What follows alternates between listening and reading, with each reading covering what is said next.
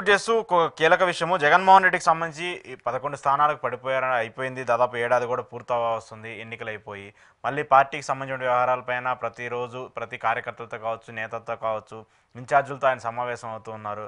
గతంలో ఏదైతే గతంలో 2014 నుంచి 2019 వరకు ఆయన చేసినటువంటి పోరాటం కావచ్చు, దానికి సంబంధించినటువంటి అనుగుణంగా చేసినటువంటి వ్యవహారాలు కావచ్చు, పాదయాత్ర అంటారా, పార్టీలకు సంబంధించిన ప్లీనరీలు అంటారా, కార్యకర్తలతో మమేకం అవటం, ఇలా వాటన్నింటినీ కూడా మళ్ళీ తిరిగి పునరుద్ధరించాలి, వాటన్నింటినీ కూడా మళ్ళీ స్టార్ట్ చేయాలంటూ కూడా జగన్మోహన్ రెడ్డి ఒక నిర్ణయం తీసుకున్నట్టు తెలుస్తుంది. ఒక ఈ ఆల్రెడీ ఏడాది అయిపోయింది కాబట్టి మరొక 6 నెలలు గ్యాప్ ఇచ్చి జనంలోకి వెళ్ళాలని చెప్పేసి జగన్మోహన్ రెడ్డి కూడా చూస్తున్నారనేటువంటి ఒక చర్చ జరుగుతుంది. ఏం చెప్తారు దీనికి సంబంధించి? నిన్న తన పార్టీ కార్యాలయంలో లోక్సభ నియోజకవర్గ ఇన్ఛార్జీలు, పరిశీలకులు, రీజనల్ కోఆర్డినేటర్లు వీళ్ళతో సమావేశం జరిగింది. ఈ సమావేశంలో కొన్ని కీలకమైన 3 అంశాలు ప్రస్తావించారు. ఒకటి, 2014 నుంచి 19 వరకు చంద్రబాబు గారి ప్రభుత్వం హామీల వైఫల్యాలని చేయడం వల్ల దాన్ని ప్రజల్లో ఎస్టాబ్లిష్ చేసి ఒక పాదయాత్ర ద్వారా మన మీద కూడా నమ్మకం కలిగించి విజయం సాధించాము 19లో. ఆ విషయాన్ని అదే తరహాలో 24 నుంచి 29 కూడా జరగబోతుంది అనేది ఒక పాయింట్ చెప్పారు.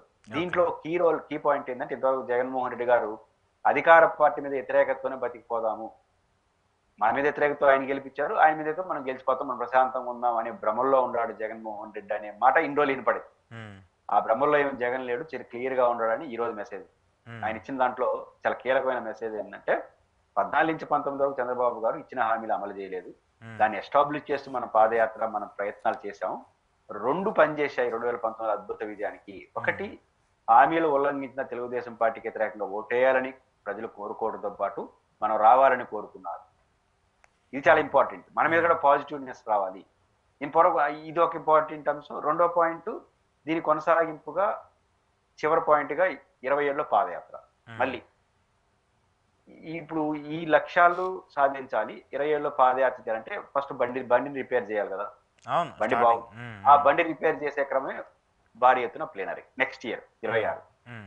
అంటే దీంట్లో నాకు క్రూషియల్ కనపడింది అంటే, నెక్స్ట్ ఇయర్ ఎందుకు పెట్టుకున్నారు ప్లేనరీ అంటే, ఇప్పుడు ఒక టర్మ్ పూర్తి అయిపోయింది, జిల్లా స్థాయిలో రాష్ట్ర స్థాయిలో మీటింగ్లు అన్ని పూర్తి చేశారు.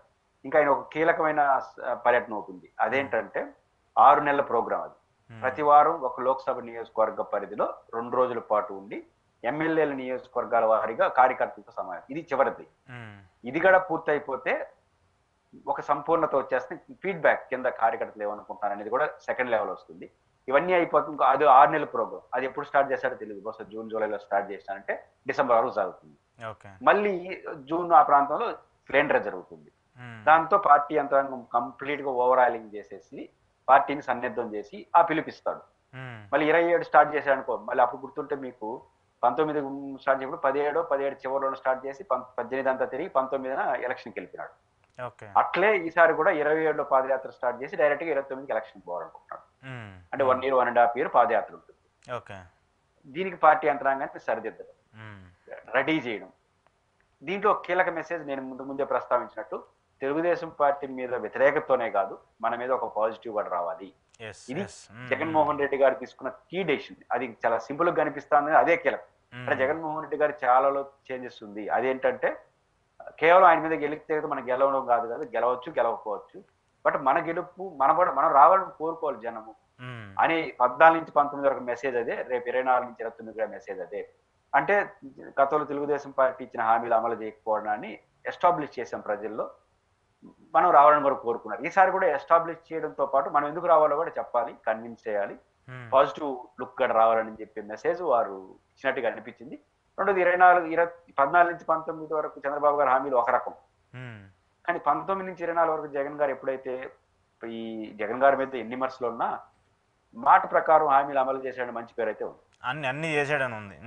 రెండోది, 19లో చాలా పెద్ద క్యాంపెయిన్ చేశాడు 24లో జగన్ గారు. ఏమని? చంద్రబాబు గారు అమలు చేయలేడు, మోసం చేస్తాడు అనే మాట ఆయన చెప్పుకుంటూ వచ్చినాడు. కాబట్టి జగన్ గారు క్రెడిబిలిటీ, ఈయన చేయడని చెప్పడం, ఈ రెండు పెద్ద ఎత్తున పనిచేస్తున్నాయి. దీన్ని ఎఫెక్టివ్ గా చెప్పడంతో పాటు జగన్ ఎందుకు రావాలి మళ్ళీ అనే మెసేజ్ కూడా రెండు ఇవ్వగలిగితే, నేను పాదయాత్ర ద్వారా ఇవ్వగలిగితే మంచి విజయాన్ని మళ్ళీ సాధిస్తాము అనే పాయింట్ ఆఫ్ వ్యూలో ఇది good. YSR Congress party political గా తీసుకున్న ఒక మంచి స్టెప్ గా చూడాలి. ఒక రాజకీయ పార్టీ ఏదైనా సరే ఈ పద్ధతులను ఆలోచించాలి. తన ప్రత్యర్థి మీద వ్యతిరేకతతో పాటు తన మీద కూడా పాజిటివ్ లుక్ రావాలి. దీనికి మరింత నిర్మాణాత్మకంగా వెళ్తే వస్తుంది. అందువల్ల ఆయన చాలా వ్యూహాత్మక ఇది యాజ్ ఇట్ గా షెడ్యూల్ ప్రకటించాడు. అంటే 26లో ప్లేనరీ, 26 నుంచి పాదయాత్ర, 29లో ఎలక్షన్. ఏదైనా చేంజ్ వస్తే జమిలీ వస్తే మినీ జమిలీ వచ్చే అవకాశం ఉంది. ఒక చర్చ నడుస్తుంది 27లో లోక్సభ రద్దు అవుతుంది. అట్లాంటిది ఏదైనా వస్తే మొత్తం సీన్ మారుతుంది. ఈ సంవత్సరం ప్లేనరీ పెట్టాలనుకున్నారు ఫస్ట్, కానీ 26కి మార్చుకున్నాడు. కారణం ఏంటంటే 26 ప్లేనరీ జరిగే నాటికి మనకు కొంచెం ఉప్పందుతుంది, వాళ్ళకి క్లియర్ గా అర్థమవుతుంది జమిలీ వస్తుందా రాదా, వస్తే ఎప్పుడు వస్తుందని క్లియర్ పిక్చర్ వచ్చిన తర్వాత ఇప్పుడు మళ్ళీ 25లో మనం 27 పాదయాత్ర పెట్టుకుందాం అని షెడ్యూల్ ఇచ్చేస్తాడు. పొరపాటున 27లో జమిలీ వచ్చింది అనుకో మొత్తం ఆడిపోతుంది. కాబట్టి 27 నాటికి పార్టీ యంత్రాంగం ఓవరాలింగ్ చేసుకునేస్తారు. 26 ప్లేనరీ నాటికి వాళ్ళకి ఒక అవగాహన వచ్చేస్తుంది కేంద్ర ప్రభుత్వం నడకను బట్టి జమిలీ వస్తుందా రాదా, వస్తే ఎప్పుడు వస్తుంది. కాబట్టి దానికి అనుగుణంగా ప్లాన్ ఆఫ్ యాక్షన్కి వెళ్తారు. అందువల్ల బహుశా 1 year పాటు ఆయన వాయిదా అయినట్టుగా మనకు అర్థమవుతుంది. ఒక పార్టీ పరంగా చూసినప్పుడు విధానాలు పక్కన పెడితే నిన్న మీటింగ్ చాలా ఫ్రూట్ఫుల్ మీటింగ్ అని చూడాలి. అంటే ఆయన అందుకోసమే కదా ఈ గ్యాప్ తీసుకున్న ప్రతిసారి కూడా నియోజకవర్గాలకు సంబంధించి అంటే గ్రౌండ్ లెవెల్ నుంచి పూర్తి స్థాయిలో సంస్థాగతంగా నిర్మాణం చేసుకోవాలి. ఎందుకంటే ఇప్పుడు టీడీపీకి కావచ్చు, వైసీపీకి కావచ్చు, వాళ్ళకంటూ కొంత కార్యకర్తలు దాన్ని అంటే ఏమంటారు, వాళ్ళకంటూ సభ్యత్వాలు ఇవన్నీ ఉంటాయి. వైసీపీకి అలాంటి ఏముండవు కదా. అలాంటి ఏమున్నప్పుడు వాళ్ళు ఎలాగోలా కార్యకర్తల్ని మళ్ళీ మమేకం చేసుకుంటూ నాయకులతో అటాచ్మెంట్ పెట్టుకునే విధంగా కొన్ని కీలక నిర్ణయాలు తీసుకున్నారు. మళ్ళీ గతంలో మాదిరిగా ఒక 80-90 నియోజకవర్గాల్లో మార్పులు చేర్పులు చేసుకుంటూ వచ్చారు. మళ్ళీ తిరిగి ఆ నియోజకవర్గాలకు పాత వారికి ఇస్తూ ఉన్నారు, మళ్ళీ కొత్త వాళ్ళకి కూడా అవకాశం కల్పిస్తూ ఉన్నారు కదా.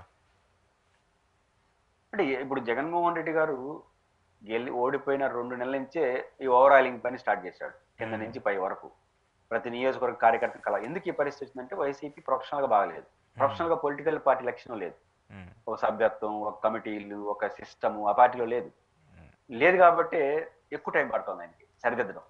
ఇప్పుడు ప్రతి ఒక్క చివరకు గ్రామ కార్యకర్త కూడా జగన్ నమ్ముకుంటాం, వీళ్ళు నమ్మలేమనే పరిస్థితి వచ్చినారు. అంటే ఎమ్మెల్యే క్యాండిడేట్లు, ఎమ్మెల్యే స్థాయి ఉన్న వాళ్ళు గతంలో గ్యాప్ ఇచ్చారు. గ్యాప్ కి జగన్ గారికి క్యాడర్ గ్యాప్ ఇలే కదా. ఎమ్మెల్యేలు రాష్ట్ర స్థాయి కోటరీ అని చెప్పుకునే వాళ్ళు గ్యాప్ అని కార్యకర్త ఉంటారు. అందువల్ల ఈ గ్యాప్ పోవాలంటే ఏం చేయాలి, ఆయనే రంగంలో దిగాలి. అందువల్ల పై స్థాయిలో కమిటీలు మార్పులు చేర్పులు చేసేసి సర్దిదేసి కిందకి నాయకులు పంపించేస్తే అయిపోవాల్సిన పని కింద కూడా ఆయన వస్తున్నాడు. కారణం ఏంటంటే ఆయన తప్ప ఎవరు నమ్మే పరిస్థితిలో జనం లేరు, కార్యకర్తలు లేరు. కాబట్టి ఆయన్నే జనం కార్యకర్తలు నమ్ముతున్నారు. కాబట్టి ఎలక్షన్ 3 స్టార్ట్ కాకముందుగానే నేనే మీకు భరోసా, ఇది నా ప్రయత్నం, ఇది నీ మార్పులు అని చెప్పి నమ్మించి ఒప్పించడం కోసం ఆయనే రంగంలో దిగుతాడు. ఆయన ఒక రంగంలో దిగడం ఆయన గొప్పతనమే కాదు, ఆయన బలహీనత కూడా. ఆ బలహీనత ఏంటంటే ఆయన వచ్చే తప్ప పరిష్కారం కాదు. కాబట్టి ఈ బలహీనత 2 ఉన్నాయి. ఒకటి పార్టీ ప్రొఫెషనల్ గా బాగలేదు, క్యాడర్ బాగలేదు. రెండోది ఆయన వస్తే తప్ప పరిస్థితి మారదు, ఆయన తప్ప ఇంకోని నమ్మరు. ఈ 2 బలహీనతలు ఇస్తే పార్టీని ఓవరాలింగ్ చేసే క్రమంలో ఓవరాలింగ్ చేయడం, భరోసా ఇవ్వడం, ఈ 2 జరిగిపోతే 26 అద్భుతంగా ఒక ప్లేనరీ జరిపి ఆ తర్వాత ఎలక్షన్ పదం, పాదయాత్ర పదం ఎఫెక్టివ్ గా ఉంటుందని ఒక పొలిటికల్ గా మెచ్యూరిటీ డెసిషన్ గానే భావించాలి. ఓకే చూద్దాం సార్, మరి దీనికి సంబంధించిన పరిణామాలు ఎలా ఉంటాయి ఏంటి అనేది కూడా. థ్యాంక్ యూ పురుషోత్తం రెడ్డి గారు. ఇది ఈరోజు పురుషోత్తం రెడ్డి గారితో స్పెషల్ ఇంటర్వ్యూ. చూస్తూనే ఉండండి ప్రజాచైతన్యం.